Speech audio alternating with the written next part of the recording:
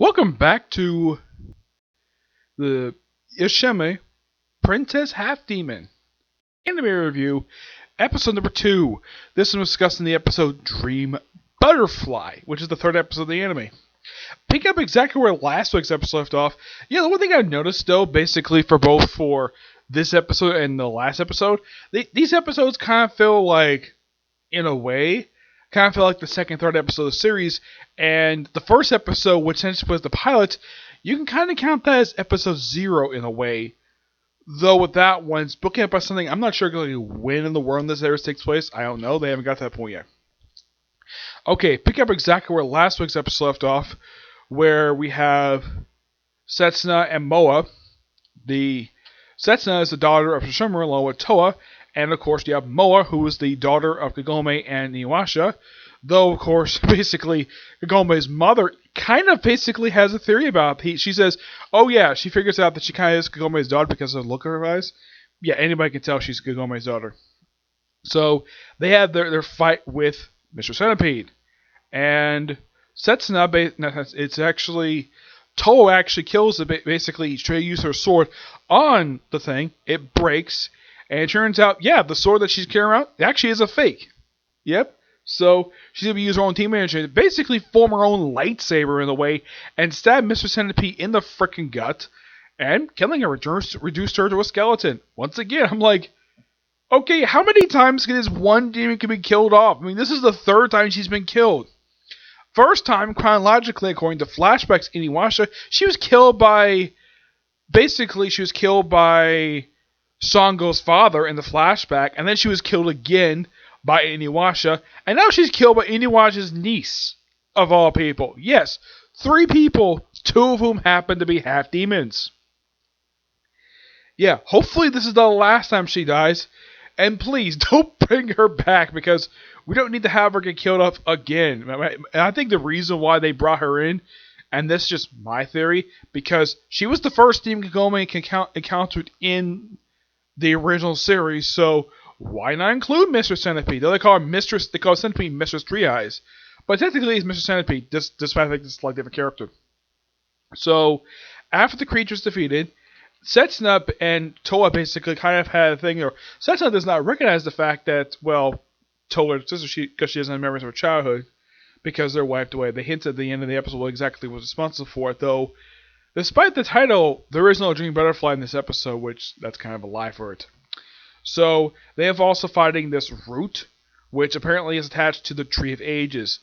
Now, this root was actually first seen in a flashback in Inuyasha since then, which, yes, this is a creature that was created by the creator of Inuyasha. So, this is not, let's say, an anime original demon per se. This is a canon creature that was attached itself to the Tree of Ages. They do have some hints about the Tree of Ages and the Bonier as well, which makes its first appearance in the series. It was mentioned back in the pilot episode. Here it makes an actual physical appearance. No one is seen with the damn thing, but it's there. So,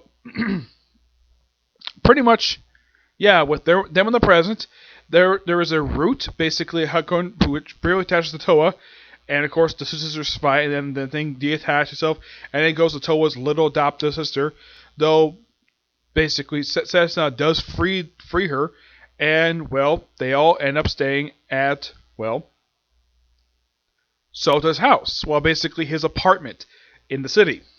Yep, his apartment. I like the fact when Moa refers to Kagome's grandfather's move it, Gramps. He's like, okay. I think maybe she has. I think even he can tell that she's the daughter of Kagome because, well, he did help raise her, so he's her grandfather, so he probably would know. I mean, Kagome's mother, yeah, she definitely would know. There's a mention of Inuyasha here, but not really. There is, and then we have this wonderful conversation. We have Kaede talking to, basically, I'm trying to think what was, Kohaku and his nephew, who is the son of Sango and Moroku. Now, he, of course, is a supporting character. I have this theory that he has a thing for Setsuna.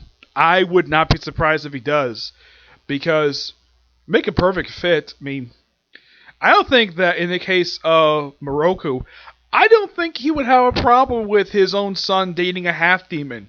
I mean, after all, Kagome fell in love with Half Demon, so I don't think he would have a problem with that. Especially since she's the daughter of a former enemy of theirs. And of course, this is something I thought was quite interesting with Kohaku. I mean, I get the fact, yes, he referred to Sesshomaru as Lord Sesshomaru. That's something he did in the original series. That was fine.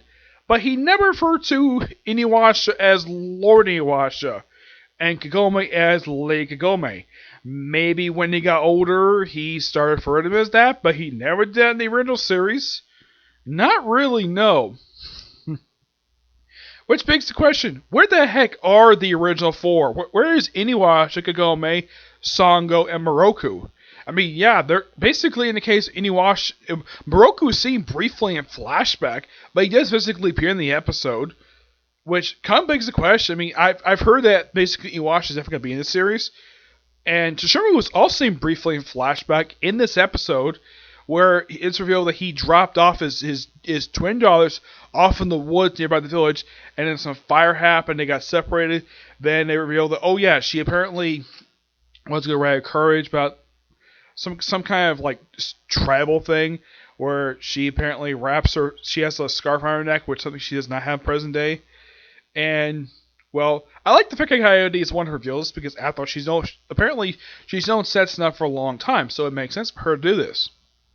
So, then we have it's where Setsuna and Moa takes a brief reference in Soda's apartment, where, of course, well, we see Moa, where she apparently comes out of the shower. Apparently she is Mapo Tower herself, and it's a good thing Soda's wife basically cover his eyes, because even she knows that he should not see a girl who's practically 14 years old naked. Yeah. Now, of course, Mei, the adorable little adoptive sister of Toa, got no problem with this. He's like, yay, I have 3 older sisters to play with now. Well, technically, Moa is her cousin. Not technically. She's not, even though that Toa is her adopted sister, she can kind of count Soa sort of a sister as well. But in the case of Moa, that's her cousin. Completely. Yep. And of course, well, this is where they first mentioned when they have a conversation between Setsuna and Moa, where they talk about the dream butterfly. Well, apparently, it ate her dreams, so apparently she can't sleep. She apparently hasn't slept in 10 years, which, yeah, that would actually bother somebody, even for a demon. And apparently this thing also ate her childhood memories, which, that's interesting. So maybe they're going to fight this. Okay, interesting. And it looks like, though, next week we're going to see the return of Kikyo. Yes, in a way. Which I'm happy. I'm looking forward to next episode when it airs, because the strange thing when it comes to this series, looked up on the Information Else from Home schedule. Like, I checked yesterday. This was not listed, and all of a sudden today it's like, oh, it's been released. Like, excuse me. I think the reason why they initially list on there, because this is done by Viz Media, not Funimation. So that's probably the reason why. That's my personal theory. And plus, there's only this episode was only released online just a few hours ago.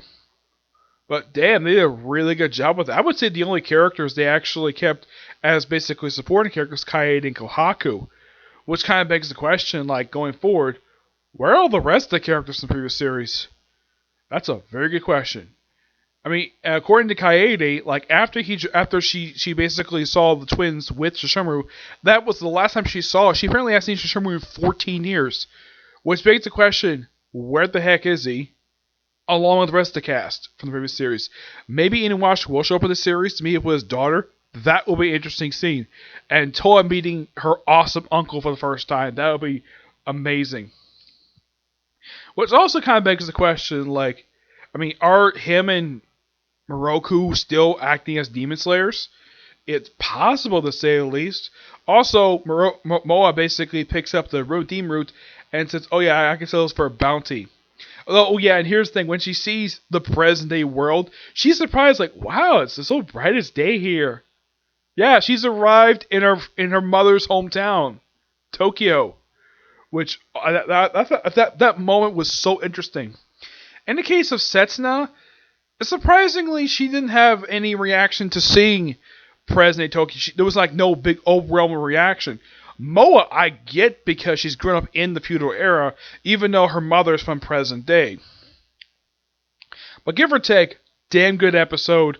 Definitely looking forward to the next episode, which will probably release next week. Which next week's episode will involve the Tree of Ages. Also, yeah, apparently the Tree of Ages has been sort of corrupted by this root, where apparently it blocks access to Bonir as well, which of course Coyote mentioned something that viewers who watch the original series already know about, the whole thing about the Bonir as well, able to use as sort of a time traveling device to go from present day to the feudal era. And you're probably thinking, really? Just the feudal era, not any other time? Yeah, it's going to. Next week is called The next episode is called Gateways to the Past. Now in Japan, they've already released episode 7, which is basically 4 episodes of this one. Yeah, episode 7 in Japan was actually released just a couple days ago. So, like with Funimation, apparently Viz Media is releasing dub episodes 4 episodes after they air in Japan. Yeah, that's what it looks like to me, at least a month afterwards. But, who knows? Okay, so that's episode review. Now, I thought that basically the newest episode released for Kaguya Sama Love is War, that would be something I would talk about today, but that's not the next one I'm going to do. That I'm probably going to save for tomorrow. That's probably going to release it dubbed. Next one I'm going to do is Uzagi-chan Wants to Hang Out, and then finally the last two will be Fire Force and Is It Wrong to a Girl's Dungeon. Yep, I'm going to discuss these two.